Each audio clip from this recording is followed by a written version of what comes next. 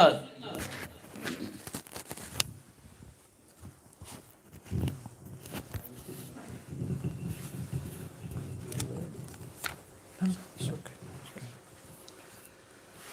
علیکم ورحمۃ اللہ تعالی وبرکاتہ۔ رونق اسٹیج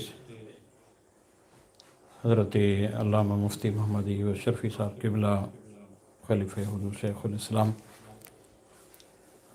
اور خاندان اشرفیہ کے چشم و چراغ حضرت علامہ سید شاہویز اشرف میاں صاحب قبلہ الاشرفی الجیلانی، رونق محفل علماء ملت اسلامیہ، سادات کرام، عوام اہل سنت، آج کی اس خوبصورت محفل میں ہم اور آپ شریک ہیں۔ دعا گو ہوں کہ مولا تبارک و تعالی اس کے تمام تر فیوز و برکات سے ہم سب کو مالا مال فرمائے۔ صاحب خانہ نے جس مقصد کے تحت اور جس نیک ارادے کے تحت آج کی اس محفل کا انعقاد کیا ہے، اللہ تبارک و تعالیٰ انہیں ان کے مقصد میں کامیابی کامرانی عطا فرمائے اور اس در سے شفا کی عظمتوں، برکتوں اور اس کے تمام تر روحانی فیض و برکات سے مالا مال فرمائے۔ محبت کے ساتھ درود پاک کا نذرانہ پیش کر لیں۔ صلی اللہ علیہ یا رسول اللہ وسلم علیک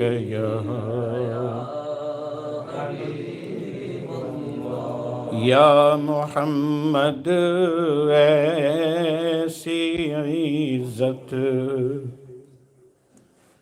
آپ نے پائی کہ بس، لفظ بس پہ توجہ دیجیے گا، اس لیے کہ جب کبھی انتہا کسی چیز کی ہوتی ہے تو پھر وہیں پہ بس ہو جاتا ہے۔ یا محمد، ایسی عزت آپ نے پائی کہ بس، کی شب اسریٰ خدا نے وہ پذیرائی کہ بس، کی شب اسریٰ خدا نے وہ پذیرائی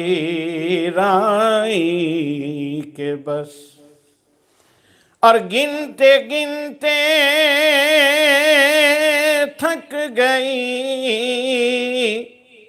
تاروں کی نازک انگلیاں،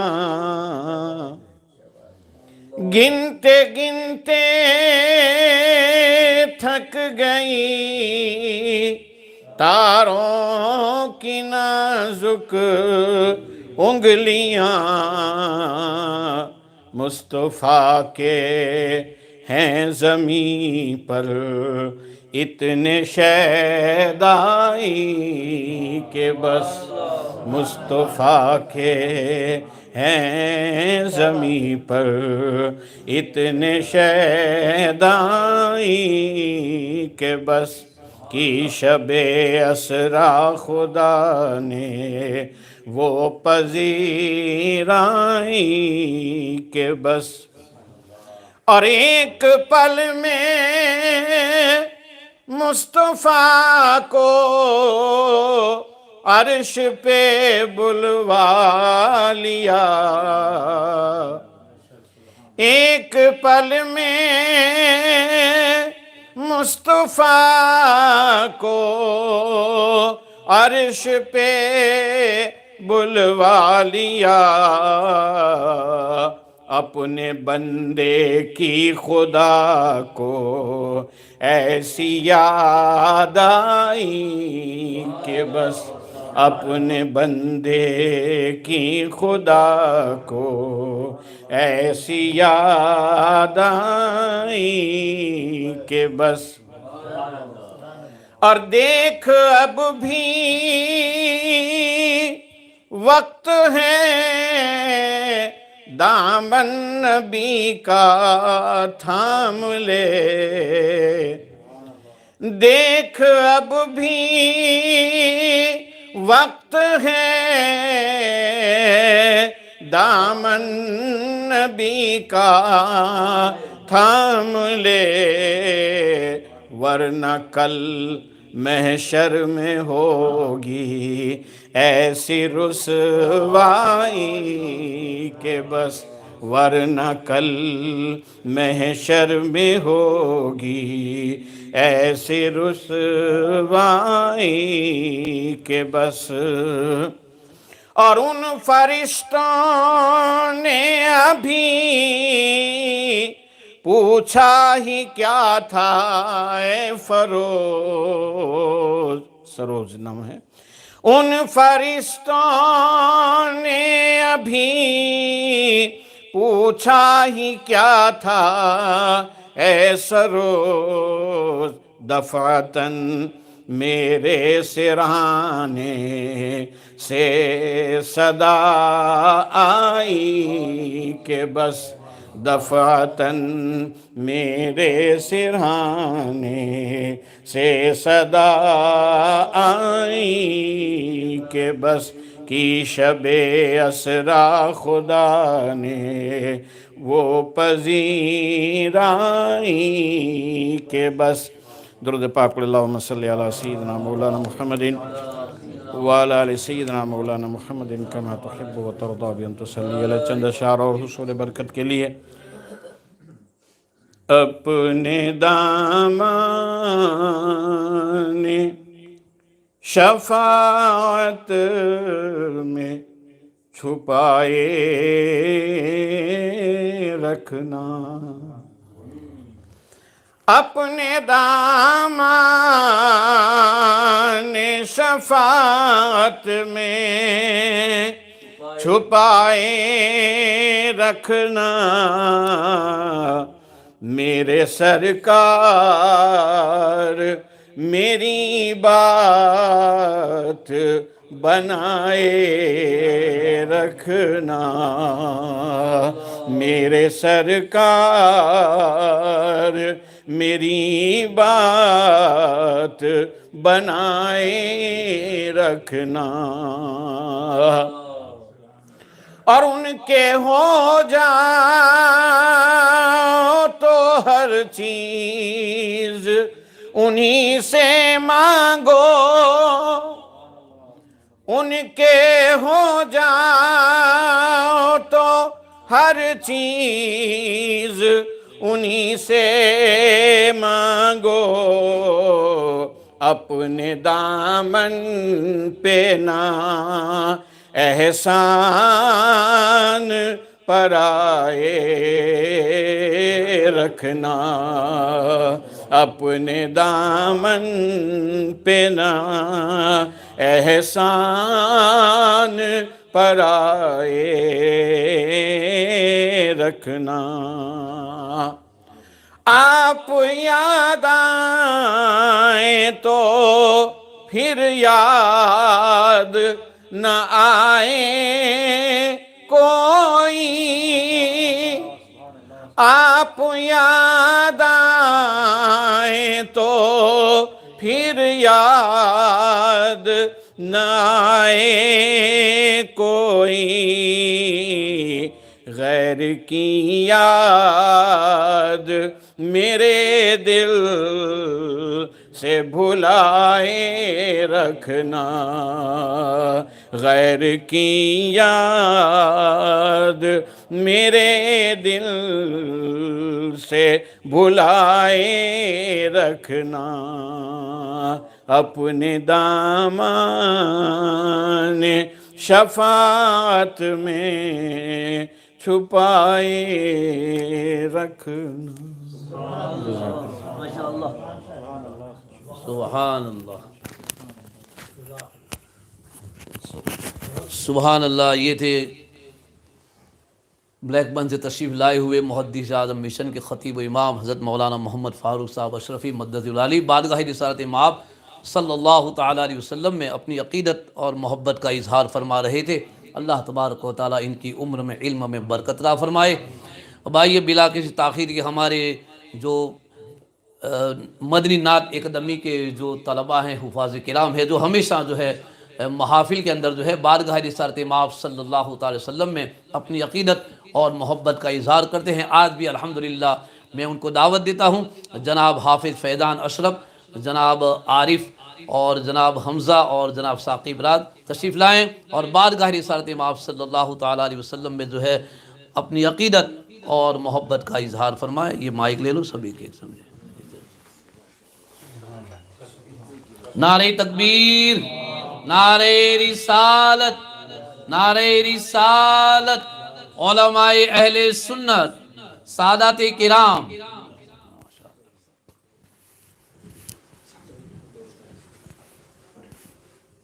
یہاں جا ادھر۔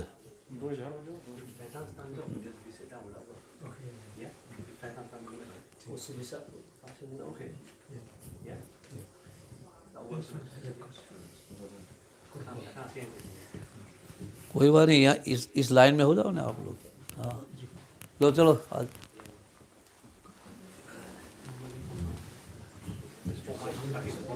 ٹیک دس ون، دس ون۔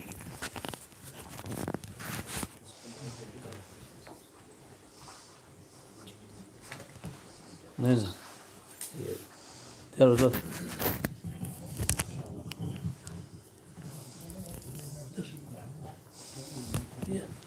بسم اللہ السلام علیکم ورحمۃ اللہ وبرکاتہ۔ محسن بھائی کی فرمائش پہ حضرت شیخ الاسلام کا کلام سے آغاز کرتے ہیں اور اس کے بعد مختصر منقبت غوث اعظم غوث پاک کی بارگاہ میں سماعت فرمائیے۔ تمام احباب ایک مرتبہ درود پاک پڑھیے۔ صلی اللہ علیہ یا رسول اللہ وسلم علیک یا حبیب اللہ۔ شہر نبی تیری گلیوں کا نقشہ ہی کچھ ایسا ہے۔ شہر نبی تیری گلیوں کا نقشہ ہی کچھ ایسا ہے۔ شہر نبی تیری گلیوں کا نقشہ ہی کچھ ایسا ہے۔ شہر نبی تیری گلیوں کا نقشہ ہی کچھ ایسا ہے۔ خلد بھی ہے مشتاق زیارت، جلوہ ہی کچھ ایسا ہے۔ خلد بھی ہے مشتاق زیارت، جلوہ ہی کچھ ایسا ہے۔ دل کو سکون دے، آنکھ کو ٹھنڈک،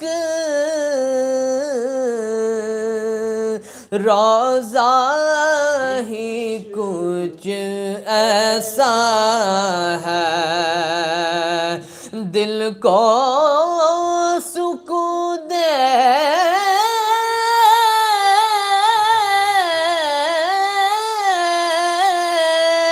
آنکھ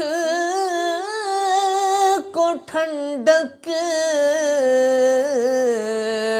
روضہ ہی کچھ ایسا ہے، فرش زمین پر عرش بری ہو لگتا ہی کچھ ایسا ہے، فرش زمین پر عرش بری ہو لگتا ہی کچھ ایسا ہے، خلد بھی ہے مشتاق زیارت، جلوہ ہی کچھ ایسا ہے، ان کے در پر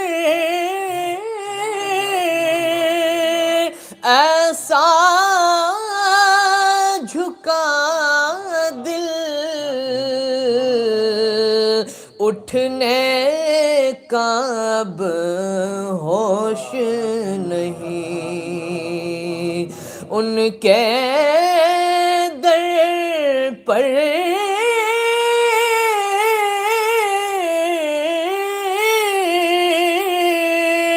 ایسا جھکا دل، اٹھنے کا اب ہوش نہیں، اہل شریعت ہے سکتے میں سجدہ ہی کچھ ایسا ہے، اہل شریعت ہے سکتے میں سجدہ ہی کچھ ایسا ہے، سبت نبی ہے پشت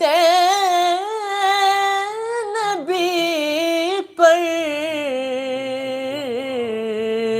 اور سجدے کی حالت ہے، سبت نبی ہے پشت نبی پر، اور سجدے کی حالت ہے، آقا نے تسبیح بڑھا دی، بیٹا ہی کچھ ایسا ہے، آقا نے تسبیح بڑھا دی، بیٹا ہی کچھ ایسا ہے، غم ہے یہاں جمشید و سکندر،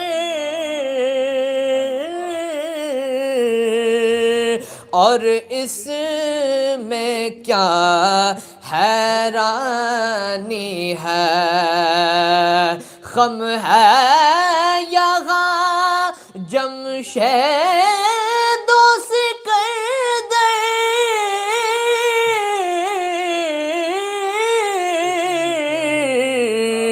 اس میں کیا حیرانی ہے، ان کے غلاموں کا اختر رتبہ ہی کچھ ایسا ہے، ان کے غلاموں کا اختر رتبہ ہی کچھ ایسا ہے، شہر نبی تیری گلیوں کا نقشہ ہی کچھ ایسا ہے، امداد کن امداد کن امداد کن امداد کن،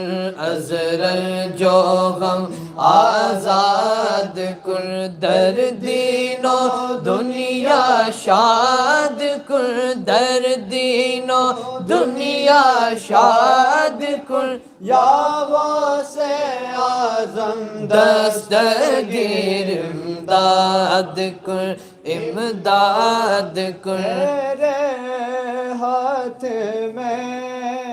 ہاتھ میں نے دیا ہے تیرے ہاتھ میں نے دیا ہے تیرے ہاتھ ہے لاج یا غوث اعظم امداد کن ازرل جو غم آزاد کن در دین و دنیا شاد کن در دین و دنیا شاد کن یا غوث اعظم دستگیر امداد کن امداد کن نکالا ہے پہلے تو ڈوبے ہوں کو نکالا ہے پہلے تو ڈوبے ہوں کو اور اب ڈوبتوں کو بچا غوث اعظم امداد کن ازرل جو غم آزاد کن در دین و دنیا شاد کن در دین و دنیا شاد کن یا غوث اعظم دستگیر امداد کن امداد کن قسم ہے کہ مشکل کو مشکل نہ پایا قسم ہے کہ مشکل کو مشکل نہ پایا کہا ہم نے جس وقت یا غوث اعظم امداد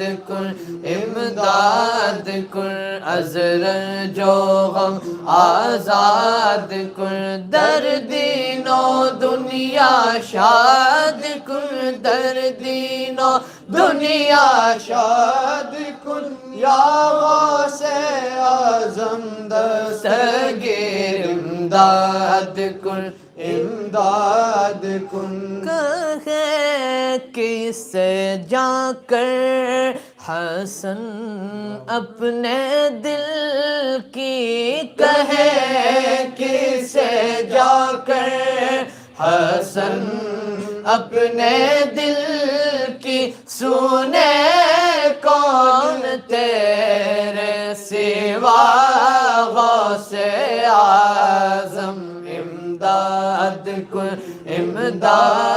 کن ازرل جو غم آزاد کن در دین و دنیا شاد کن در دین و دنیا شاد کن یا غوث اعظم دستگیر امداد کن امداد کن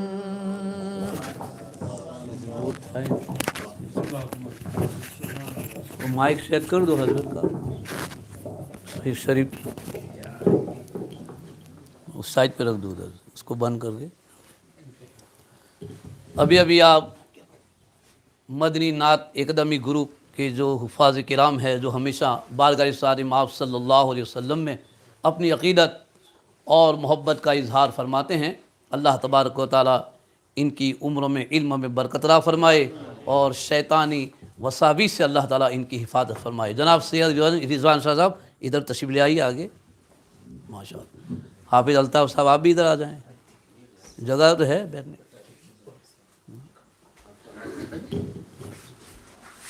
یہ سید رضوان شاہ صاحب یہیں رہتے ہیں قریب میں، ماشاء اللہ۔ جیسا کہ میں نے پہلے شروع میں یہ عرض کیا تھا کہ یہ درس نمبر جو ہے 143 نمبر کا یہ درس ہے الحمدللہ۔ اور اس درس کے اندر نبی اکرم صلی اللہ تعالی علیہ وسلم کی سیرت پاک جو ہے وہ بیان کی جاتی ہے، آپ کی زندگی کے حالات بیان کیے جاتے ہیں۔ جو بڑی بڑی محافلوں میں جو معلومات نہیں ہوتی وہ اس درس شفا کی محفل میں جو ہمیں جو ہے وہ معلومات اور ہمارے علم کے اندر جو ہے اضافہ ہوتا ہے۔ الحمدللہ آج کی اس محفل میں جیسے پہلے میں نے عرض کیا کہ آج کی محفل کی صدارت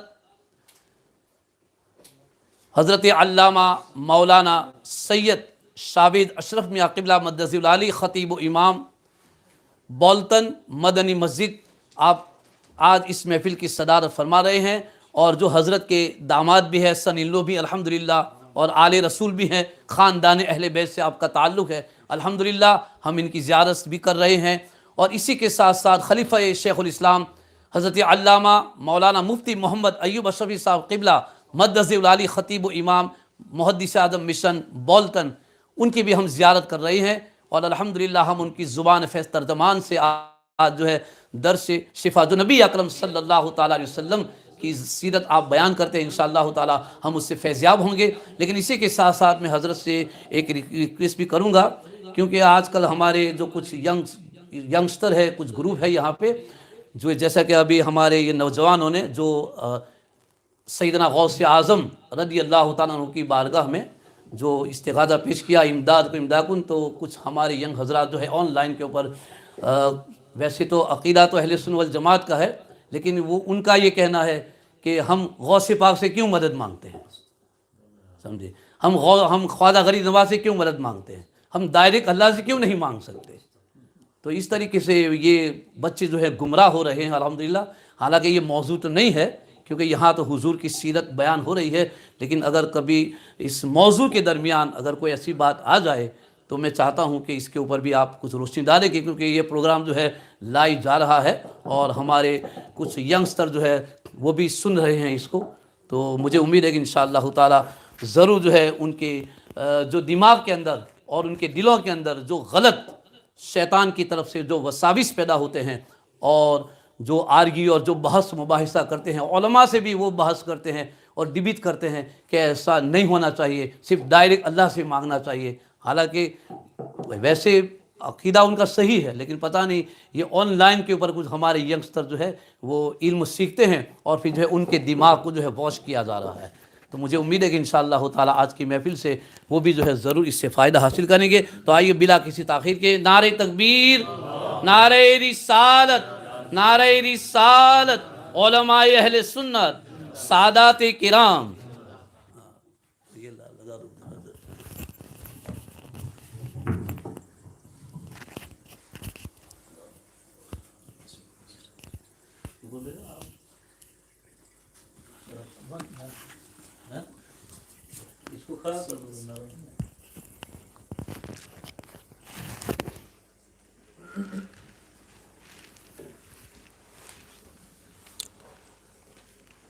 بسم اللہ الرحمن الرحیم۔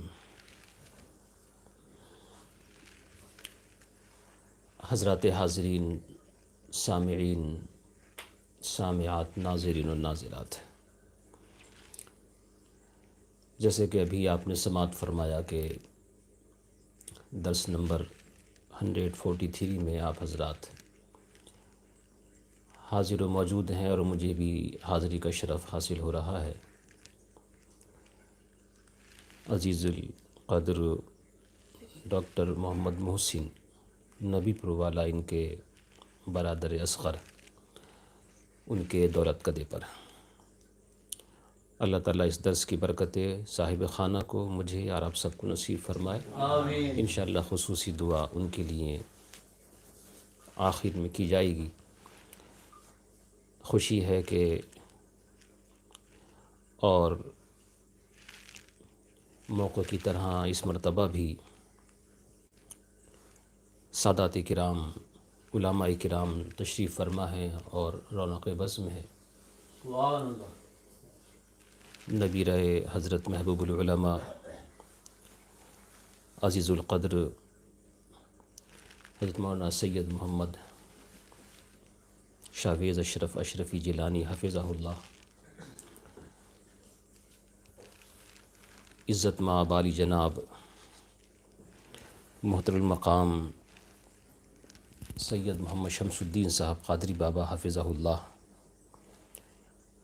عزت مآب عالی جناب محترم المقام مولانا محمد فاروق صاحب اشرفی خطیب و امام مشن بلیک بن حفظہ اللہ، اور محترم المقام عالی جناب عزت مآب حافظ صوفی ابراہیم صاحب اشرفی حفظہ اللہ، اور عزت مآب عالی جناب محترم المقام مولانا محمد اسحاق صاحب اشرفی حفظہ اللہ، اور محترم المقام عالی جناب عزت مآب سید صاحب تشریف فرما ہے، نام میرے ذہن سے نکل گیا، رضوان صاحب، اور محترم مقام حافظ الطاف صاحب نائب امام رضا مسجد پرسٹن، اور دیگر نعت خواں حضرات سامعین، السلام علیکم ورحمۃ اللہ وبرکاتہ۔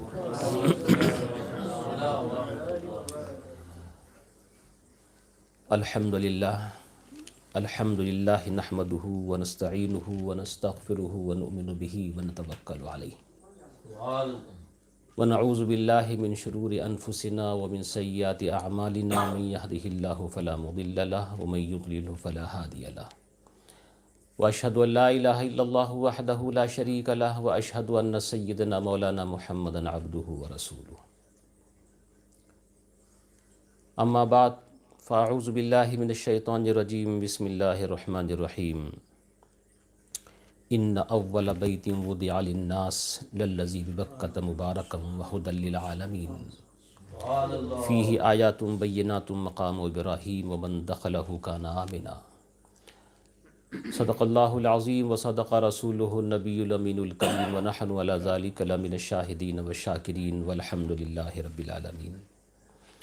یا سید السادات جئتک قاصدا ارجو رداک واحتمی بحماک، یا اکرم الثقلین ویا کنز الورا جدلی بجودک واردنی برداک، اعوذ باللہ من الشیطان الرجیم، ان اللہ وملائکتہ یصلون علی النبی یا ایہا الذین آمنوا صلوا علیہ وسلموا تسلیما، اللہم صل علی سیدنا وشفیعنا وحبیبنا وطبیب قلوبنا وشفاء صدورنا مولانا محمد صلی اللہ علیہ وسلم۔ ایک دفعہ اور بآواز بلند درود شریف پڑھیں، اللہم صل علی سیدنا وشفیعنا وحبیبنا وطبیب قلوبنا وشفاء صدورنا مولانا محمد صلی اللہ تعالی علیہ وآلہ وصحبہ وبارک وسلم۔ اس درس شفا شریف 10 نمبر 143 میں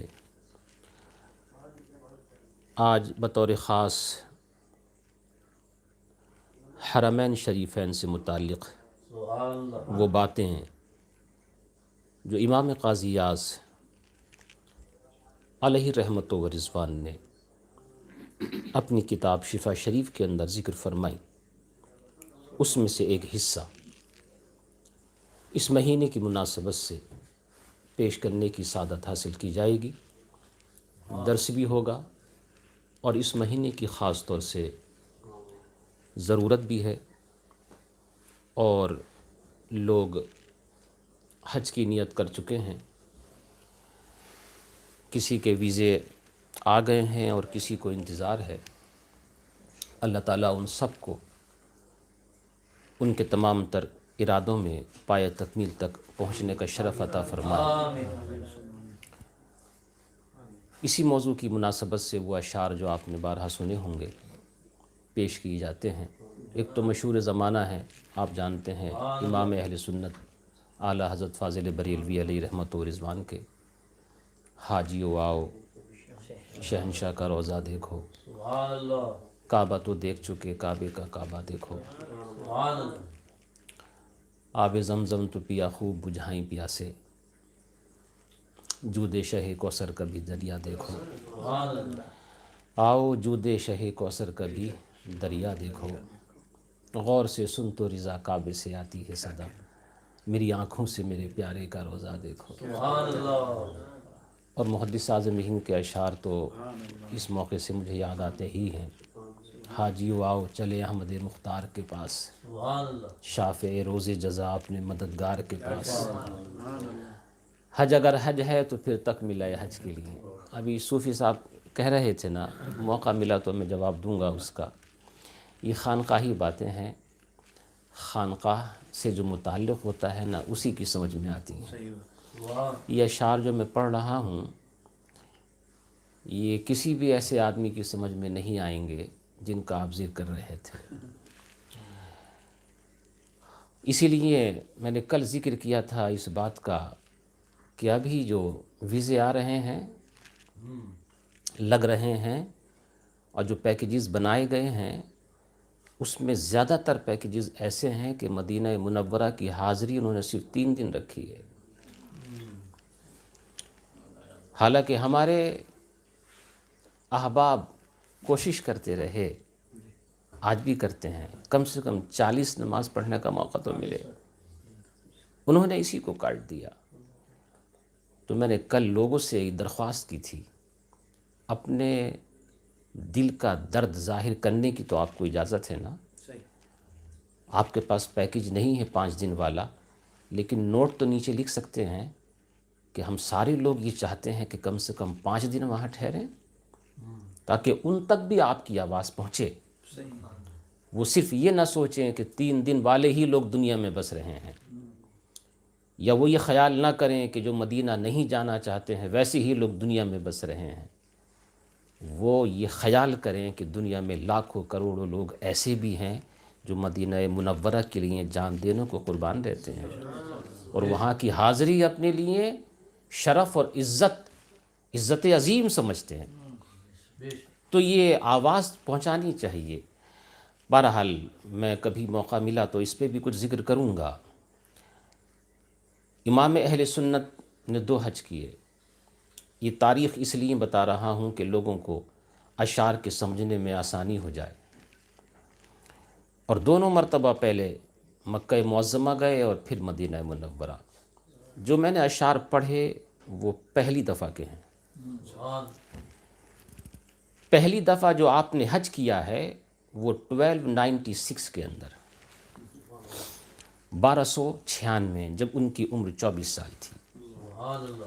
اور جو دوسرا حج کیا ہے، پہلا حج والدہ کے ساتھ، اور جو دوسرا حج کیا ہے وہ حج آپ نے 1323 میں کیا۔ 1323 میں یعنی آپ اندازہ لگا لیں تقریباً 27-28 سال کے بعد۔ تو وہ جو دوسرا حج تھا وہ حج نفل تھا۔ اشعار کو سمجھنے کے لیے ان چیزوں کا سمجھنا بھی بڑا ضروری ہوتا ہے۔ آپ نے تو ذکر کیا کہ ان اشعار پہ لوگ سوال کرتے ہیں، جو میں پڑھ رہا ہوں نہ اس پہ بھی کرتے ہیں۔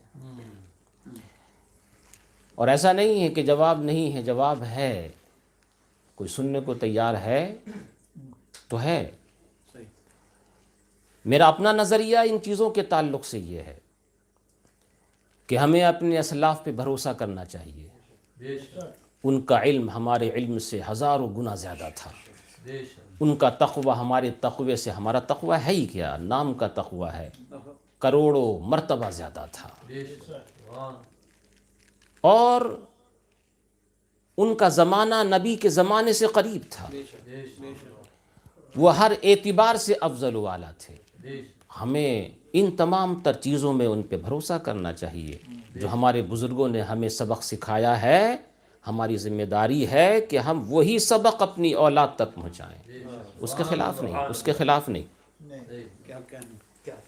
یہاں جو آج ماحول دیکھ رہے ہیں برطانیہ کے اندر، اس ماحول کو بنانے والے شیخ الاسلام ہیں، اس ماحول کو بنانے والے پیر علاء الدین صدیقی ہیں، اس ماحول کو بنانے والے علامہ ریحان رضا خان بریلوی ہیں، اس ماحول کو بنانے والے علامہ ارشد القادری ہیں، اور دیگر حضرات اکرام جو بہت سارے اس وقت تشریف فرما نہیں ہیں۔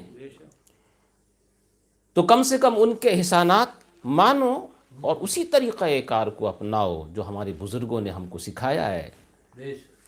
یہ دوسرے حج کے موقع سے ہیں۔ شکر خدا کہ آج گھڑی اس سفر کی ہے، شکر خدا کہ آج گھڑی، اب یہ مکے سے جا رہے ہیں مدینے کی طرف، شکر خدا کہ آج گھڑی اس سفر کی ہے جس پر نثار جان فلاح و ظفر کی ہے۔ درس شفا میں ذرا جذبے کا اظہار کرتے ہوئے اس کے اوپر خصوصی توجہ آپ کی درکار ہے۔ شکر خدا کہ آج گھڑی اس سفر کی ہے جس پر نثار جان فلاح و ظفر کی ہے، اس کے طفیل حج بھی خدا نے کرا دیے۔ دیکھو یہ نفل حج ہے، میں نے اس لیے ذکر کیا تھا، یہ حج فرض کی بات نہیں ہے، یہ نفل حج ہے۔ شکر خدا کہ آج گھڑی اس سفر کی ہے جس پر نثار جان فلاح و ظفر کی ہے، اس کے طفیل حج بھی خدا نے کرا دیے، اصل مراد حاضری اس پاک در کی ہے، اصل مراد حاضری اس پاک در کی ہے۔ اور بہت نازک شعر ہے اس لیے لوگوں کی سمجھ میں نہیں آتا ہے۔ وہ کہتے ہیں کعبے کا نام تک نہ لیا طیبہ ہی کہا، کعبے کا نام تک نہ لیا طیبہ ہی کہا، پوچھا تھا ہم سے جس نے کہ نحست کدھر کی ہے۔ پوچھا، نحست یعنی کہ ارادہ، آپ کا اٹھنا، آپ کا جانا۔ کیوں بھائی؟ کعبہ بھی ہے انہی کی تجلی کا ایک ذل، کعبہ بھی ہے انہی کی تجلی کا ایک ذل، روشن انہی کے عکس سے پتلی حجر کی ہے۔ ہوتے کہاں خلیل و بنا کعبہ و منا، لولاک والے صاحبی سب تیرے گھر کی ہے، لولاک والے صاحبی سب تیرے گھر کی ہے۔ اور مزید اس کو ظاہر کیا انہوں نے، مولا علی نے واری تیری نیند پر نماز، مولا علی نے واری تیری نیند پر نماز، اور وہ بھی عصر سب سے جو اعلیٰ خطر کی ہے۔ صدیق بلکہ غار میں جاں اس پہ دے چکے، صدیق بلکہ غار میں جاں اس پہ دے چکے، حفظ جاں کہ جو جاں فروع و اصول و غرر کی ہے، حفظ جاں کے جاں اصول فروز غرر کی ہے۔ ہاں اس کے بعد فرماتے ہیں، ہاں تو نے ان کو جان، کس کو؟ صدیق اکبر کو، ہاں یا رسول اللہ، ہاں تو نے اس کو جان، انہیں پھیر دی نماز، علی کے لیے، مولا علی کرم اللہ تعالی، ہاں یا رسول اللہ، ہاں تو نے انہیں جان، انہیں پھیر دی نماز، پر وہ تو کر چکے تھے جو کرنی بشر کی ہے، پر وہ تو کر چکے تھے جو کرنی بشر کی ہے۔ ثابت ہوا کہ آپ بھی آگے آ جائیں، آپ بھی آگے آ جائیں۔ ثابت ہوا کہ جملہ فرائض فروع ہیں، یہ بات عاشق کی ہی سمجھ میں آئے گی۔ ثابت ہوا کہ جملہ فرائض فروع ہیں، اصل الاصول بندگی اس تاجور کی ہے۔ نعرہ تکبیر، نعرہ رسالت، عظمت و شان مصطفیٰ۔ فصل کے درمیان سے اپنے بیان کو شروع کرتا ہوں۔ امام قاضی یاس فرماتے ہیں، روی عنہ صلی اللہ علیہ وسلم، اللہ کے نبی صلی اللہ علیہ وسلم کی طرف سے روایت کیا گیا ہے، من مات فی عہد الحرمین، اللہ کے نبی صلی اللہ علیہ وسلم نے ارشاد فرمایا، جس کسی کا بھی دونوں حرموں میں سے کسی ایک حرم میں انتقال ہو جائے، حرم مکہ یا حرم مدینہ، حرم مکہ یا حرم مدینہ، دونوں میں سے، حرمین شریفین اس لیے سب جانتے، حرمین میں سے جس کسی کا بھی انتقال ہو جائے، حاجن او معتمرہ، اس حال میں کہ وہ حج کے لیے گیا ہو یا عمرہ کرنے کے لیے، بعثہ اللہ یوم القیامت، فرمایا اللہ رب تبارک و تعالی اسے قیامت میں اٹھائے گا اس طرح، لا حساب علیہ ولا عذاب، اس کے اوپر نہ کوئی حساب ہوگا نہ کوئی عذاب، جنت میں داخل، جنت میں، مگر شرط تو ہمیشہ وہ رہتی ہے نا، ایمان اور عقیدہ صحیح ہو۔ کوئی کہیں بھی مرے، ایمان اور عقیدہ خراب ہے تو ٹھکانہ کہاں ہے سب جانتے ہیں۔ ایمان و عقیدہ صحیح ہے، پھر ان دونوں میں سے حرمین شریفین، حرم ایک حل ہے، ایک حرم، اور کچھ میقات۔ میقات سے اندر بغیر احرام کے جانا جائز نہیں، ہم جیسے لوگوں کے لیے جو باہر سے جاتے ہیں۔ آپ دیکھیں گے کہ جب میں گیا تھا تو وہاں پر نشانات لگے ہوئے تھے کہ یہ حدود حرم ہیں۔ مکے کے چاروں طرف جو حدود حرم ہیں وہ سب یکساں نہیں، الگ الگ فرق ہے۔ جب آپ مکے سے شمال یعنی نارتھ کی طرف چلیں گے اور تنعیم تک پہنچیں گے تو وہاں کا فاصلہ 6 کلومیٹر ہے، 6 کلومیٹر۔ یہاں سے حدود حرم شروع ہوتی ہے، تنعیم سے حدود حرم شمال کی طرف، نارتھ کی طرف۔ لیکن اگر آپ مکے سے جنوب ساؤتھ کی طرف چلیں گے اور آپ مقام عزات کی طرف چلے جائیں گے، وہاں تک صرف 6 کلومیٹر نہیں ہے بلکہ 12 کلومیٹر ہے، یہاں زیادہ ہے۔ اور جب آپ مکے سے مشرق کی طرف جائیں گے یعنی کہ ایسٹ کی طرف اور آپ جعرانہ تک پہنچیں گے تو یہاں پر جو حدود حرم ہیں وہ 16 کلومیٹر ہے۔ اور جب آپ مشرق اور شمال یعنی کہ نارتھ اور ایسٹ دونوں ملا کر کے جب دیکھیں گے اور آپ وادی نخلہ کی طرف جائیں گے تو یہاں 14 کلومیٹر ہے۔ اور جب آپ ویسٹ کی طرف جائیں گے مکہ معظمہ سے شمیسی، جس کو پہلے حدیبیہ کہا جاتا تھا، وہاں 15 کلومیٹر۔ یہ حدود حرم ہے۔ حدود حرم یعنی حرم کے اندر اب آپ بغیر احرام کے داخل نہیں ہوں گے۔ وہ لوگ بھی جو کہ میقات اور حرم کے اندر رہتے ہیں ان کے لیے بھی لازمی ہے کہ وہ جائیں تو احرام باندھ کر جائیں۔ یہاں کے لیے حکم ہے کہ اگر کوئی گری پڑی چیز دیکھیں وہیں پر رہنے دیں۔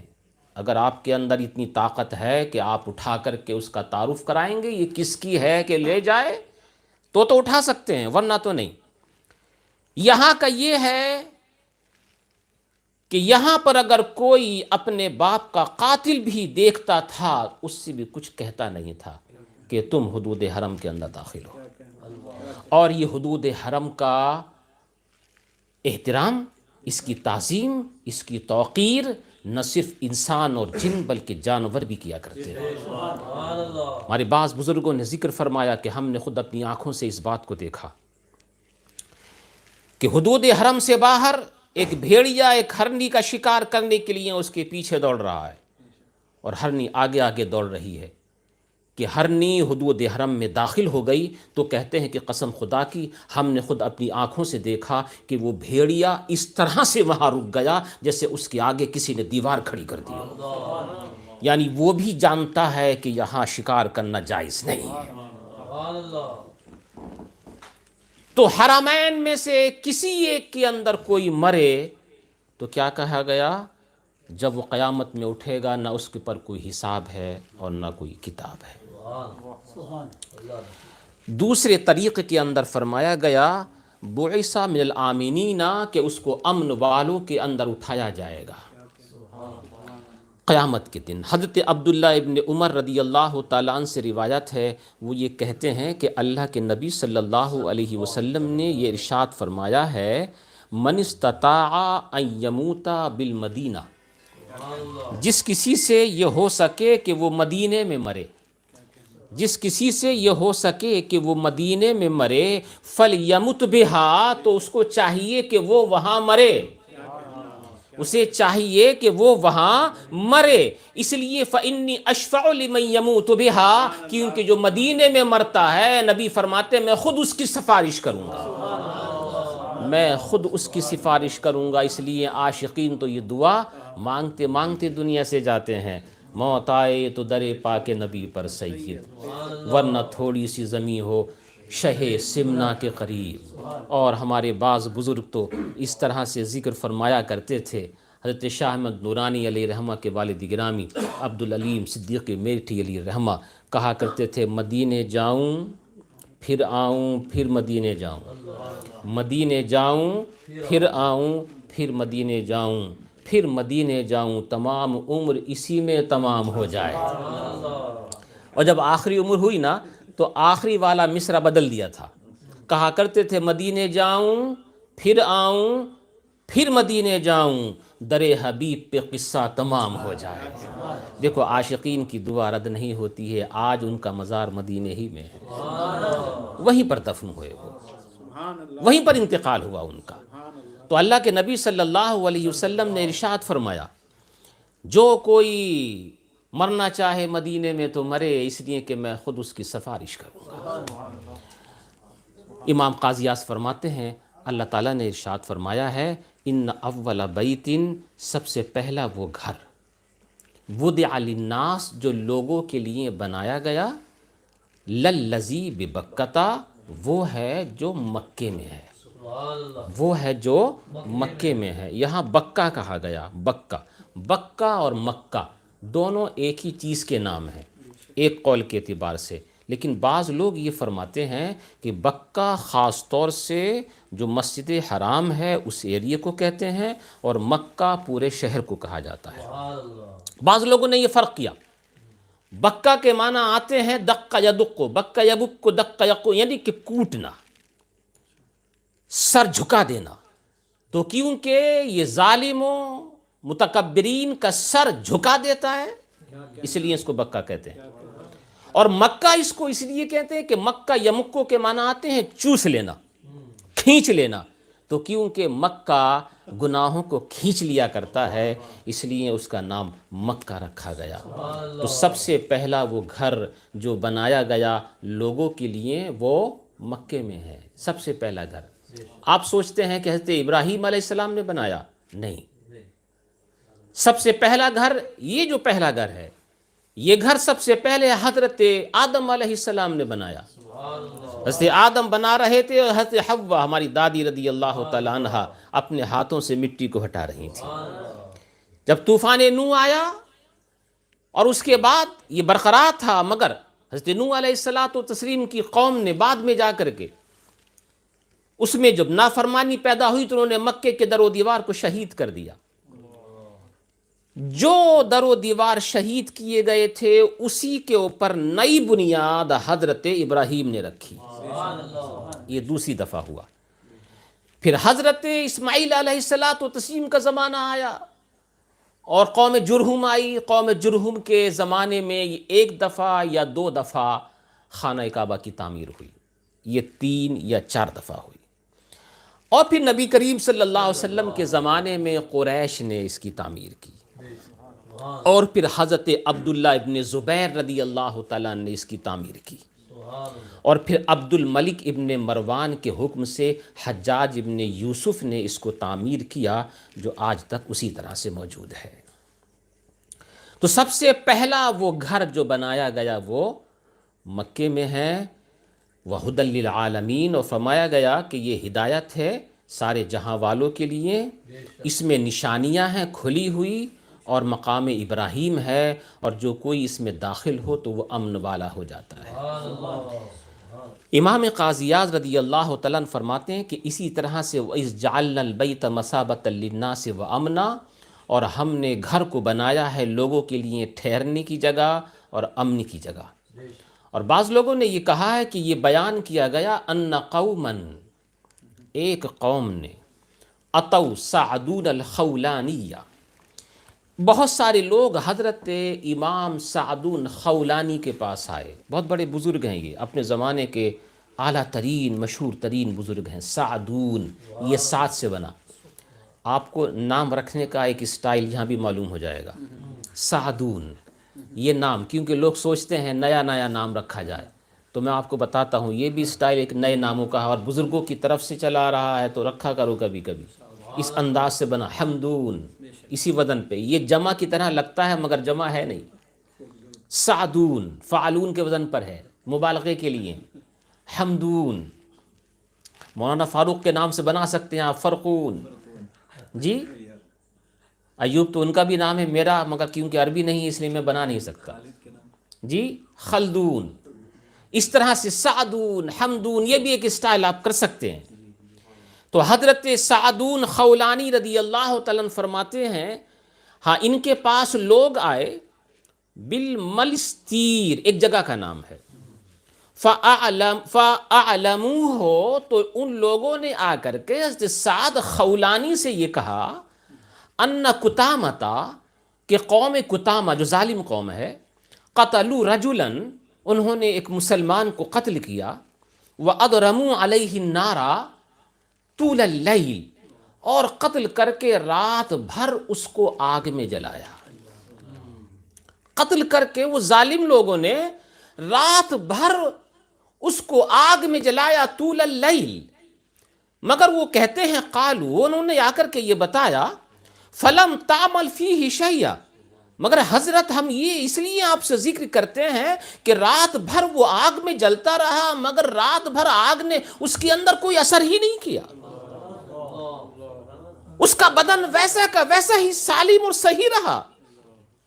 وَيَبْقَى اب یزل بدن بلکہ اس کے بدن میں تو اور رونق پیدا ہو گئی، بالکل اسی طرح سے صحیح و سالم رہا۔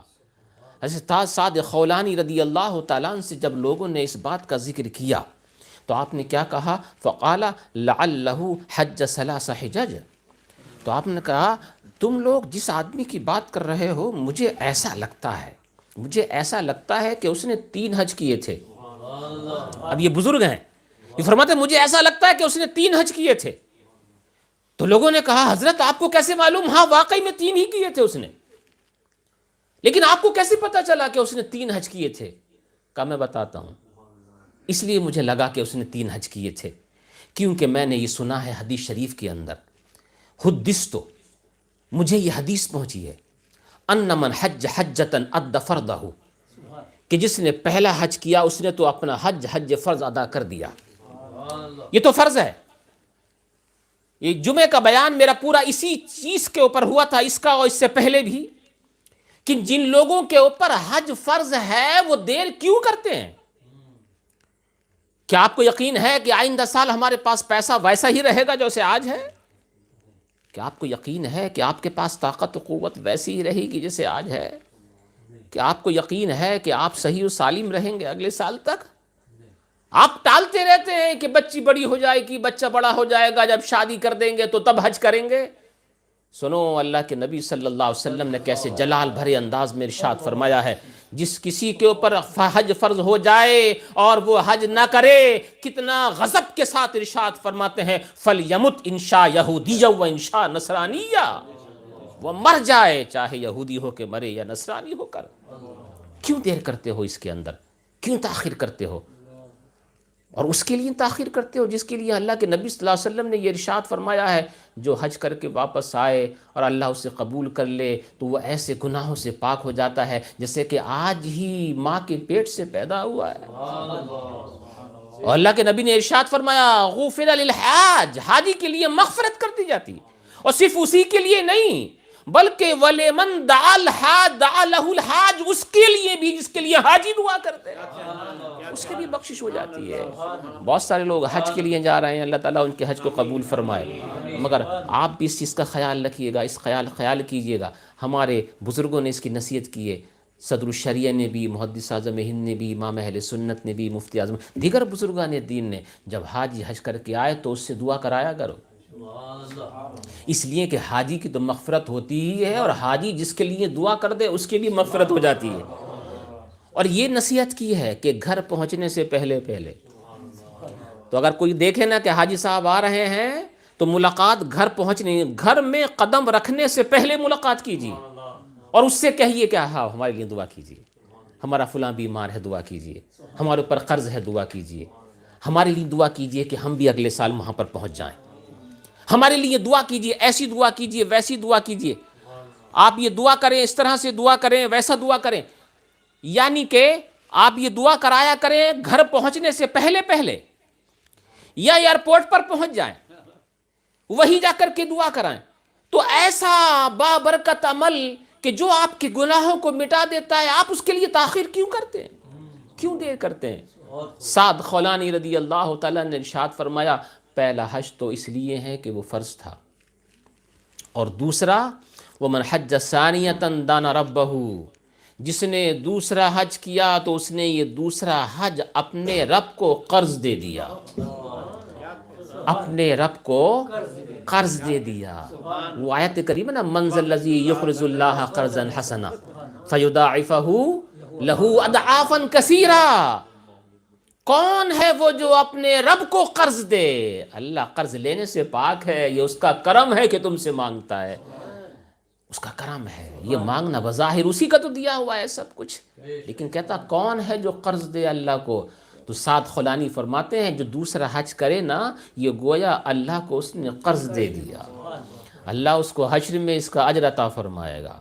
اور فرمایا ومن حج، اور میں نے کہا تیسرے حج کے لیے اس لیے ومن حج ثلاث حجج، اور جس نے 3 حج کیے، حرم اللہ شعرہ و بشرہ علی النار، تو اللہ نے اس کے بال کو، اس کے کھال کو آگ پہ حرام کر دیا ہے۔ اس لیے مجھے یقین تھا کہ اس نے، اس بندے نے 3 حج کیے، 3 حج کیے اس نے۔ ولما نظر رسول اللہ صلی اللہ علیہ وسلم، جب اللہ کے رسول صلی اللہ علیہ وسلم نے کعبے کی طرف دیکھا، کب؟ 8 سن ہجری میں، کیونکہ 8 سال کے بعد آئے تھے نا میرے نبی۔ سب محبت کرتے ہیں کعبے سے، لیکن نبی تو وہاں پیدا ہوئے تھے، نبی نے تو وہاں آنکھیں کھولی تھیں، یعنی کہ آپ پروان چڑھے تھے، نبی تو اس سے بڑی محبت کرتے تھے۔ اور 8 سال کے بعد جب جا رہے تھے نا ہجرت کے لیے، تو بار بار دیکھ رہے تھے کعبے کو، اے کعبہ میں تیرے پاس سے جانا نہیں چاہتا تھا، اگر میری قوم مجھے نہ نکالتی تو کبھی میں یہاں سے نہ جاتا۔ صدیق اکبر کعبے کو یاد کر کے رویا کرتے تھے مدینے میں، حضرت بلال تو تڑپتے تھے دیکھنے کے لیے۔ اللہ کے نبی صلی اللہ علیہ وسلم 8 سال کے بعد کعبہ شریف کے اندر آئے، تو جب آنے کے بعد دیکھا نا کعبے کو، تو آپ نے کہا مرحبا بک من بیتن، مرحبا اللہ کے گھر، مرحبا ما اعظمک، اللہ نے تجھے کتنا عظیم بنایا ہے، واعظم حرمتک، اور اللہ نے تیری عزت کو کتنا بڑا بنا دیا ہے۔ اور حدیث شریف کے اندر یہ بھی فرمایا گیا ہے، نبی کریم صلی اللہ تعالی علیہ وسلم ہی سے ہے کہ آپ سے فرمایا گیا ما من احد یدعو اللہ تبارک و تعالی عند الرکن الاسود۔ اب دیکھو یہ درس کا کبھی میرا انداز الگ الگ ہوتا ہے، کبھی کبھی ایک لائن پہ پورا درس ہو جاتا ہے، اور کبھی کبھی میں چاہتا ہوں کہ ترجمہ ہی آپ کے سامنے پیش کیا جائے۔ تو کیونکہ یہ موقع تھا ان تمام چیزوں کے سنانے کا، اس لیے صرف ترجمے کے اوپر اکتفا کر رہا ہوں۔ اللہ کے نبی صلی اللہ علیہ وسلم نے ارشاد فرمایا، جو کوئی آپ لوگوں میں سے کوئی ہے اس سال حج پہ جانے والا، ہو سکتا ہے جو سن رہے ہیں ان میں سے بہت سارے لوگ جائیں، اور جو جا چکے ہیں وہ، اور جو آئندہ جائیں خیال رکھیں، وہ خاص طور سے خیال رکھیں ان چیزوں کا۔ دعا کی کتاب تو آپ لے کر کے جاتے ہی ہیں، اور جانتے بھی ہیں کہ یہاں یہ دعا پڑھنا ہے، لیکن اس کی عظمت، اس کی اہمیت کا علم پہلے ہی سے ہو جائے نا اگر، تو پھر مزہ ہی کچھ اور ہوتا ہے۔ امام قاضی اعظم رضی اللہ عنہ فرماتے ہیں، اللہ کے نبی نے ارشاد فرمایا ما من احد یدعو اللہ تبارک و تعالی عند الرکن الاسود، جو کوئی بندہ رکن اسود کے پاس اللہ سے دعا کرتا ہے، الا استجاب اللہ لہ، اللہ اس کی دعا قبول کرتا ہی ہے۔ رکن اسود، جب آپ تھوڑی دیر کے لیے مکہ شریف میں اپنے آپ کو پہنچائیے، آپ سب لوگوں نے دیکھ لیا ہے نا؟ ہاتھ اٹھا کے مجھے بتائیں، ماشاءاللہ الحمدللہ۔ جس نے نہیں دیکھا ہے بچے لوگ جلدی وہ دیکھ لیں مکہ شریف۔ جی، جب آپ طواف شریف شروع کرتے ہیں تو طریقہ کار جو حجر اسود کو اپنی نظر میں رکھیے، حجر اسود، اور اس کے بعد پھر تھوڑی دور ہلکا سا چلیں گے تو کعبہ شریف کا دروازہ آتا ہے، اور کعبہ شریف کے دروازے اور حجر اسود کے بیچ میں یہی ملتزم ہے، یہی ملتزم ہے۔ اور ادھر جب آپ چلیں گے تو یہ رکن یمانی آتا ہے، جب آپ ادھر چلیں گے تو پہلے رکن عراقی آتا ہے، پھر رکن شامی یعنی کہ حتیم، حتیم کے بعد رکن شامی، اور رکن شامی سے گھومتے ہوئے جب آئیں گے تو آپ رکن یمانی پر پہنچیں گے۔ تو جب آپ طواف شروع کرتے ہیں تو آپ رکن یمانی کو اپنی بائیں طرف رکھتے ہیں، اور حجر اسود کو اپنی داہنی طرف، اور کعبے کی طرف منہ کر کے آپ اپنا طواف شروع کرتے ہیں، اور اس کے بعد پھر آپ مڑ جاتے ہیں اور 7 چکر لگاتے ہیں۔ یہ رکن اسود، حجر اسود کے قریب جو کونا ہے نا، یہی رکن اسود ہے۔ اس کے لیے حضرت امام قاضی یاس فرماتے ہیں، اللہ کے نبی صلی اللہ علیہ وسلم ارشاد فرماتے ہیں کہ جو کوئی رکن اسود کے پاس اللہ سے دعا مانگے گا الا استجاب لہ تجاب اللہ لہ، اللہ اس کی دعا کو قبول فرمائے گا ہی۔ وَكَذَلِكَ عِنْدَ الْمِيزَابِ، اور اسی طرح سے وہ میزاب رحمت، میزاب رحمت، دیکھنے والے بھی طرح طرح کے ہوتے ہیں۔ کعبے میں آیا، کعبے میں پہنچا، میں تو کھلا راز یہ ناصر، کعبے کا اشارہ بھی مدینے کی طرف ہے، اس نے نئے انداز میں دیکھا۔ آپ میزاب رحمت کو دیکھیں، پھر تصور جمائیں۔ خانہ کعبہ جو ہے نا، خانہ کعبہ اور اس کا جو وہ پرنالہ لگا ہوا ہے، واٹر پائپ، جس کو میزاب رحمت کہتے ہیں، سونے کا بنا ہوا ہے، وہ کیونکہ اس طرف لگا ہوا ہے نا، اور اسی طرف مدینہ منورہ ہے، تو شاعر نے عجیب نکتہ نکالا ہے۔ وہ کہتا ہے کہ جیسے ہم لوگ نہیں آرو لگاتے ہیں نشان کہ آپ کو یہاں جانا ہے تو ادھر جائیے، تو وہ مکہ شریف بھی اپنی انگلی سے اشارہ کر رہا ہے، یہ مجھے عزت اسی کی وجہ سے ملی ہے۔ کعبے میں گیا میں تو کھلا راز یہ ناصر، کعبے کا اشارہ بھی مدینے کی طرف ہے۔ تو کہا میزاب رحمت کے قریب جا کر کے جب آپ دعا مانگیں گے، اور نبی کریم صلی اللہ علیہ وسلم سے روایت ہے، یہ دعائیں کتنی بھی مانگیں، آپ کہیں بھی مانگیں، ہر جگہ جا کر کے مانگیں۔ ایک دعا آپ کے لیے مجھے یاد آ رہی ہے، میں خاص طور سے لکھ کر کے لایا کہ ابھی کیونکہ ہالیڈیز کا زمانہ شروع ہونے والا ہے نا، لوگ تو آج ہی سے شروع کر چکے ہیں، یہ ہفتہ بھی ایسا ہی ہے، اور ابھی بڑی ہالیڈے آنے والی ہیں، تو کیونکہ ہمارے پاس تو لوگ اس طرح سے بہت سے لوگ آتے رہتے ہیں، یہ بچہ جب سے ہالیڈے کے اوپر گیا 2-3 دن کے لیے، اس کے بعد آ کے بیمار ہو گیا، بڑا علاج کرایا لیکن صحیح نہیں ہو رہا ہے، کیونکہ 2-3 کبھی سمندر کے کنارے ٹھہرنا ہوتا ہے ان لوگوں کو، جہاں پر ٹھہرتے ہیں غیر آباد جگہ ہوتی ہے، غیر مسلم ہر طرح کے لوگ ہوتے ہیں، کبھی کبھی کتنے لوگ وہاں رہتے ہی نہیں، سنسان جگہ ہوتی ہے، وہاں رہنے سہنے کا وہاں انتظام بنا دیتے ہیں، اور جنگل ہی جنگل ہوتا ہے، طرح طرح کے اثرات وہاں پر ہوتے ہیں، وہاں بچیاں وہاں پر کبھی پہنچتی ہیں، ڈر جاتی ہیں، کبھی کچھ دیکھ لیتی ہیں تو خوف پیدا ہو جاتا ہے، اور اس کے بعد وہ خوف ایسا پیدا ہوتا ہے، کتنے لوگوں کو میں نے دیکھا کہ وہ بیچارے بچے اپنا ذہنی توازن کھو بیٹھے،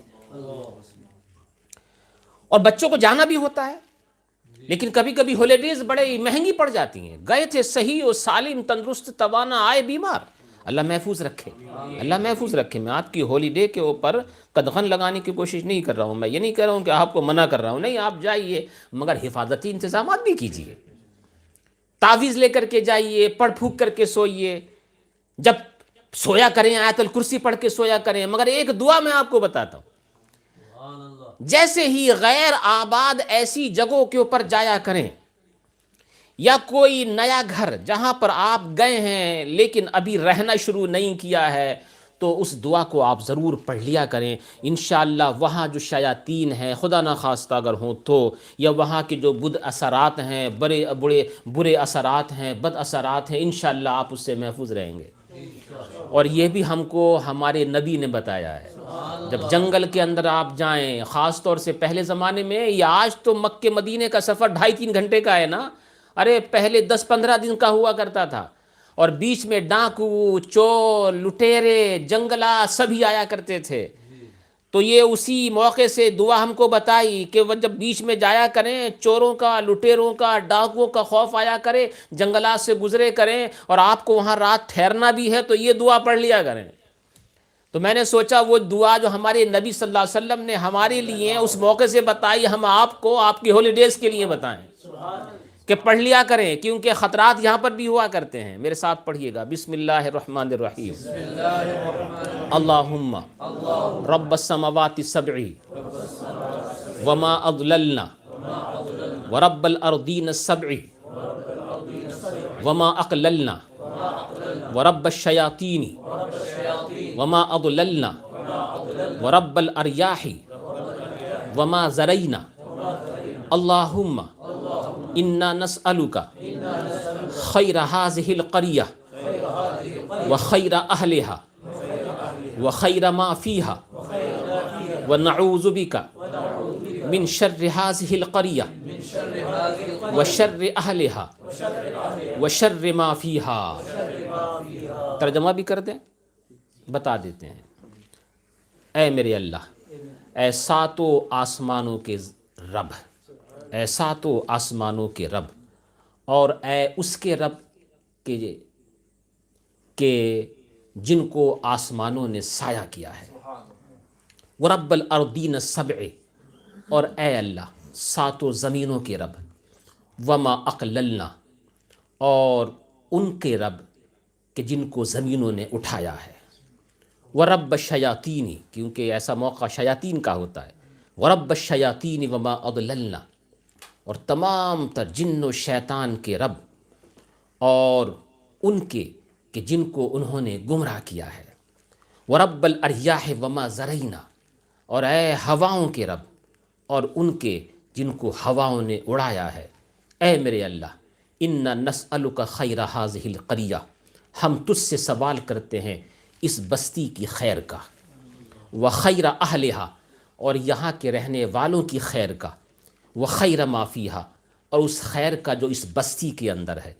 ونعوذ بک، اور ہم تیری پناہ میں آتے ہیں. من شر هذه القریہ، اس بستی کے شر اور برائی سے. وشر اہلہا، اور اس بستی کے رہنے والوں کی برائی سے. وشر ما فیہا، اور اس کے اندر جو شر ہے اس سے ہم تیری پناہ میں آتے ہیں.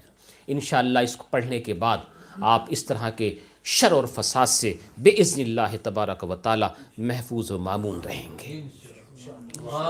تو کہا من صلی خلف المقام رکعتین، جو کوئی مقام ابراہیم کے پیچھے کھڑے ہو کر کے 2 رکعت نماز پڑھے. غفر له ما تقدم من ذنبه وما تأخر، تو اس کے اگلے پچھلے گناہوں کو معاف کیا جاتا ہے. وحشر یوم القیامت من الآمنین، اور اس کو حشر میں امن والوں میں سے اٹھایا جائے گا. قال الفقیہ القاضی، اب اپنا نام ذکر کرتے ہیں. فقیہ قاضی ابو الفضل آپ سے کہتا ہے. اب اس حدیث یہ لمبی ہے، اس کو سنانے کے بعد میں اپنی درس کو اختتام پذیر کروں گا، اور آپ اس کو بطور خاص سماعت فرمائیں اور اپنی زندگی کے اندر بعد میں اس کو پر عمل کرنے کی کوشش کریں. اپنی پوری سند کے ساتھ بیان کرتے ہیں. کہتے ہیں ابو الفضل کہتا ہے، یعنی اپنے آپ کے لیے کہتے ہیں. قاضی ابو الفضل تم سے کہتا ہے. قرأت علی القاضی الحافظ ابی علی، میں نے یہ حدیث اپنے استاذ قاضی حافظ ابو علی سے پڑھی.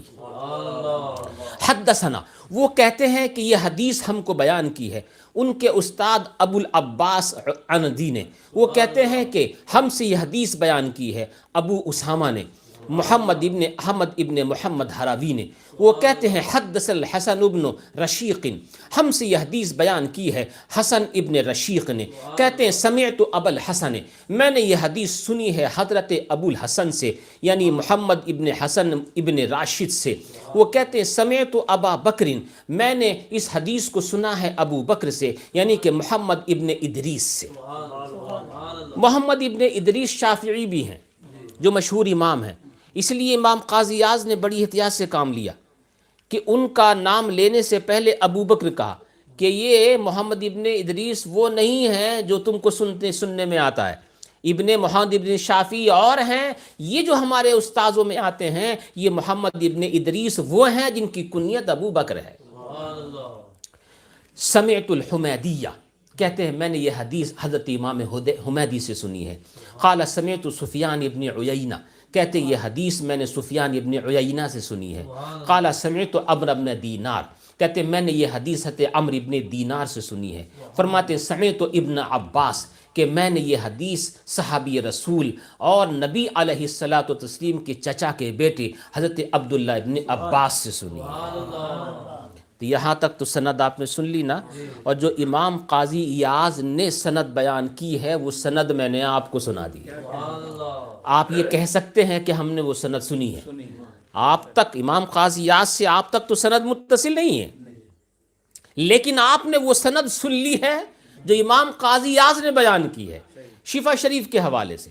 تو حضرت عبداللہ ابن عباس رضی اللہ تعالیٰ عنہ فرماتے ہیں سمعت رسول اللہ صلی اللہ علیہ وسلم یقول، کہ میں نے اللہ کے نبی صلی اللہ علیہ وسلم کو فرماتے ہوئے سنا ہے ما دعا احد بشیء، کہ جو کوئی بھی کسی بھی اچھے کام کی دعا کرے گا فی حاضل ملتزم، اس ملتزم کے اندر. دیکھو ایک ہے ملتزم اور ایک ہے مستجاب. ایک ہے ملتزم. ملتزم کو میں نے بتا دیا، کیا بتایا ابھی؟ ماشاءاللہ آپ کو یاد ہے.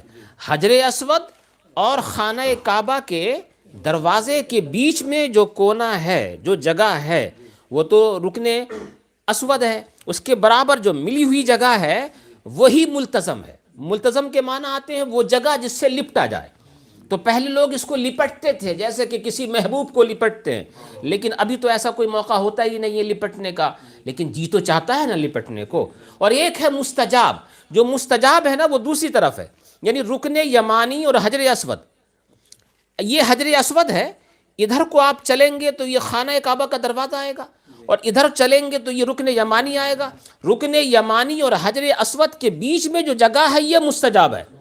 مستجاب کے معنی یہ آتے ہیں وہ جگہ کہ جس کے اندر دعاؤں کو قبول کیا جاتا ہو. اللہ کے نبی صلی اللہ علیہ وسلم ارشاد فرماتے ہیں مستجاب کے لیے کہ جو بندہ مومن یہاں مستجاب پہ کھڑے ہو کر کے اپنے رب سے کوئی نیک جائز تمنی کی آرزو کرتا ہے اور دعا مانگتا ہے تو 70,000 فرشتے اس کی دعا پہ آمین کہتے ہیں. جو جہاں بھی آپ مانگیں آپ کے لیے اللہ قبول فرمائے. لیکن یہ خاص ملتزم کے لیے حدیث میں نے سنائی ہے. ملتزم کے لیے فرمایا کس نے؟ حضرت عبداللہ ابن عباس نے. یہ جو سند میں نے پڑھ کر کے سنائی ہے نا، یہ بہت امپورٹنٹ ہے. ایک تو یہ کہ آپ یوں ہی حدیث سن لیں، یہ بھی غنیمت کی چیز ہے، برکت کی چیز ہے. ایک یہ کہ سند کے ساتھ ایک یہ کہ آپ حدیث بیان کریں سند کے ساتھ. ایک یہ کہ آپ وظیفہ پڑھیں سند کے ساتھ. دلائل الخیرات شریف آپ سند کے ساتھ پڑھیں اجازت لے کر کے، اس کا کوئی اور اثر ہے. آپ کوئی وظیفہ شروع کریں اجازت لے کر کے، کوئی اور. یوں تو کتابوں میں سارے وظائف لکھے ہوئے ہی ہیں، لیکن سند کے ساتھ دلائل الخیرات شریف مجھے پڑھنے کی جو اجازت ہے وہ وہاں کے جو سجادہ نشین ہیں شیخ عبد الرحمن سمودی مدظلہ العالی، انہوں نے لکھ کر کے مجھے اجازت عطا فرمائی ہے، اور شیخ الاسلام کی طرف سے بھی ہے. تو میں بعض لوگوں کو لکھ کر کے ہی وہ دیتا ہوں، بعض لوگوں کو دی. آپ لوگوں میں سے کسی کے پاس نہ ہو، آپ کے پاس بھی ہے ماشاءاللہ. تو وہ لکھی ہوئی سند ہے عربی میں. تو یہ سند کے ساتھ یہ حدیث میں نے آپ کو سنائی ملتزم والی. حضرت عبداللہ ابن عباس رضی اللہ تعالیٰ فرماتے ہیں کہ میں نے اللہ کے نبی صلی اللہ علیہ وسلم کو فرماتے ہوئے سنا ہے ما دعا احد بشیء، جو کوئی بھی فی ھذا الملتزم، اس ملتزم کے اندر کسی بھی جائز چیز کی تمنا کرے گا، الا استجیب لہ، تو اس کو قبول ہی کیا جائے گا، اس کو قبول ہی کیا جائے گا. اب امام قاضی یاس کا بیان اس کے اوپر آپ سماعت فرمائیں. حضرت ابن عباس نے کہا وَأَنَا فَمَا دَعُوتُ اللَّهَ بِشَيْءٍ فِي هَذَا الْمُلْتَزَمِ مُنْذُ سَمِعْتُ هَذَا مِنْ رَسُولِ اللَّهِ صلی اللہ علیہ وسلم إِلَّا اسْتُجِيبَ لِي. فرماتے ہیں کہ جب سے میں نے یہ حدیث نبی سے سنی ہے تو میں وہاں جا کر کے جو بھی دعا کرتا ہوں وہ قبول ہوتی ہے. جب سے میں نے یہ دعا سنی ہے میں نے خاص وہیں جا کر کے دعا کی. حالانکہ مقامات تو اور بھی ہے نا، مگر یہ حدیث تو کیونکہ ملتزم کے بارے میں سنی تھی اس لیے وہیں جا کر کے دعا کی، تو میری دعا قبول ہوئی. اب ان کے شاگرد حضرت عمرو ابن دینار کہتے ہیں وَأَنَا فَمَا دَعُوتُ اللَّهَ تَعَالَى بِشَيْءٍ فِي هَذَا الْمُلْتَزَمِ مُنْذُ سَمِعْتُ هَذَا مِنْ ابن عباس، کہ میں نے اپنے شیخ حضرت عبداللہ ابن عباس سے جب سے میں نے یہ حدیث سنی ہے تو میں وہی ملتزم پہ جا کر کے دعا کرتا ہوں اور میری دعا قبول ہوتی ہے. اب یہ سلسلہ چلا آ رہا. فرماتے الا استجیب لی، مگر میری دعا قبول ہوئی. فرماتے حضرت سفیان، ان کے شاگرد کہتے ہیں حضرت سفیان کہتے ہیں اور جب سے میں نے اپنے شیخ کو سنا ہے کہ یہاں دعائیں قبول ہوتی ہیں تو میں وہاں جا کے دعا قبول کراتا ہوں اور وہ دعا قبول ہو جاتی ہے. الا استجیب لی، مگر میرے لیے دعا قبول ہوتی ہی ہے.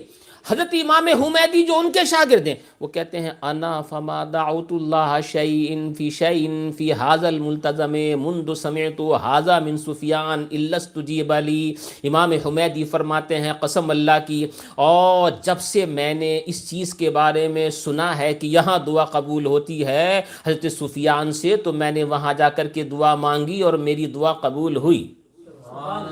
حضرت محمد ابن ادریس کہتے ہیں اور میں نے بھی جا کر کے وہاں جا کر کے دعا مانگی اپنے شیخ سے سن کر کے، تو میری بھی دعا وہاں قبول ہوئی حضرت امام حمیدی سے سن کر کے۔ اور حضرت ابو الحسن محمد ابن حسن کہتے ہیں کہ میں نے اپنے شیخ سے سن کر کے وہاں جا کر کے دعا مانگی تو میری بھی دعا قبول ہوئی۔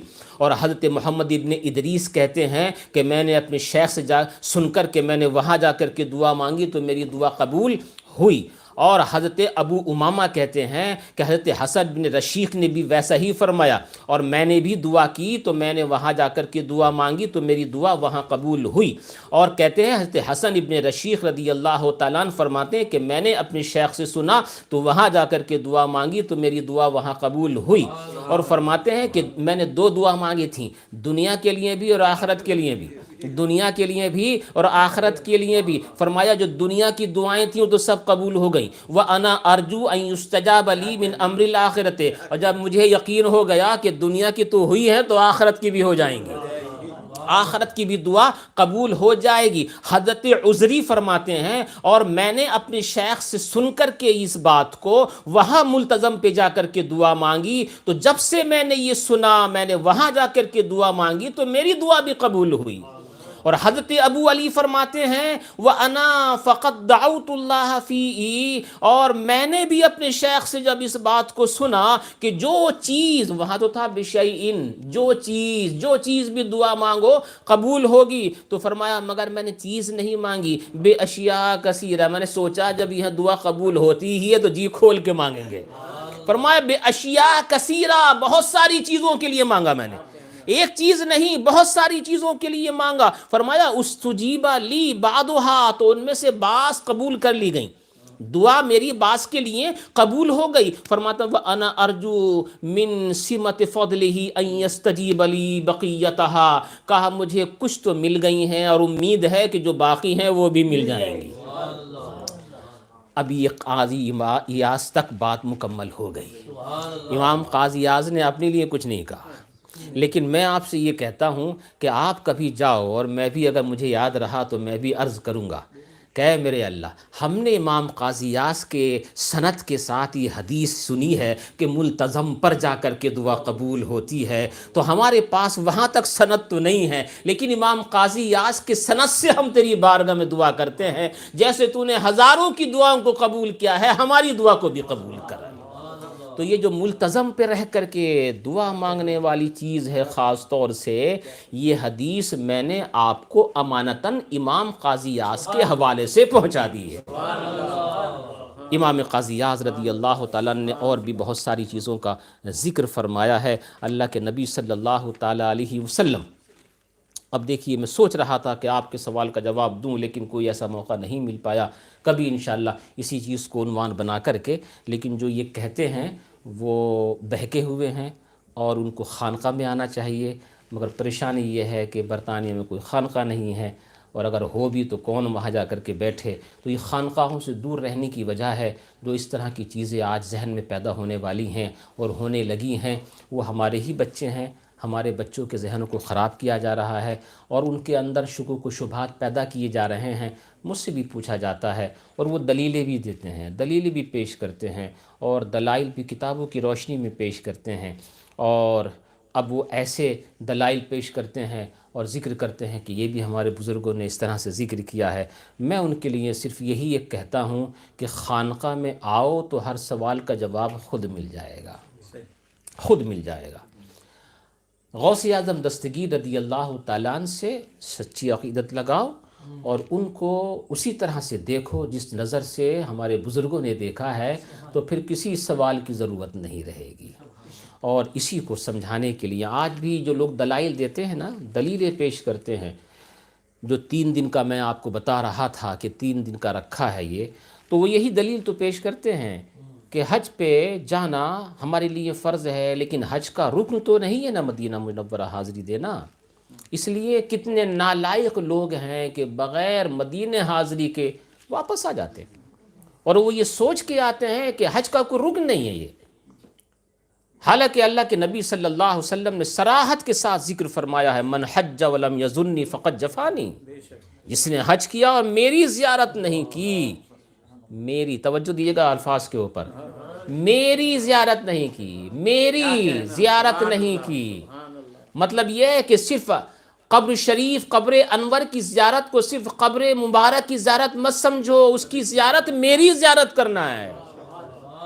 من حج ولم یزرنی فقد جفانی، جس کسی نے حج کیا اور میری زیارت نہیں کی اس نے میرے اوپر ظلم کیا ہے۔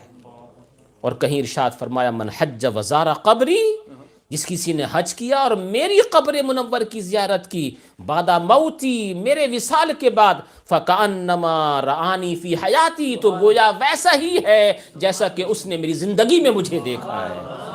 کیونکہ یہ حق ہیں جو امام اہل سنت نے عقیدے کی بات ذکر فرمائی ہے، انبیاء کو بھی اجل آنی ہے، مگر ایسی کہ فقط آنی ہے، پھر اسی آن کے بعد ان کی حیات مثل سابق وہی جسمانی ہے، مثل سابق وہی جسمانی ہے۔ اللہ تعالیٰ مجھے آپ کو سب کو شفا شریف کی برکتوں سے مالا مال فرمائے، اور جن حضرات نے حج کا ارادہ کیا ہے ان کے ارادوں کو پایہ تکمیل تک پہنچائے۔ یہ قصہ لطیف ابھی ناتمام ہے، جو کچھ بیان ہوا وہ آغاز باب تھا۔ السلام علیکم ورحمۃ اللہ وبرکاتہ۔ جی تھوڑی دیر کے لیے حلقہ ذکر ہوگا اور اس کے بعد دعا وغیرہ، پھر نماز عصر ادا کی جائے گی۔ آپ حضرات کے لیے تبرک کا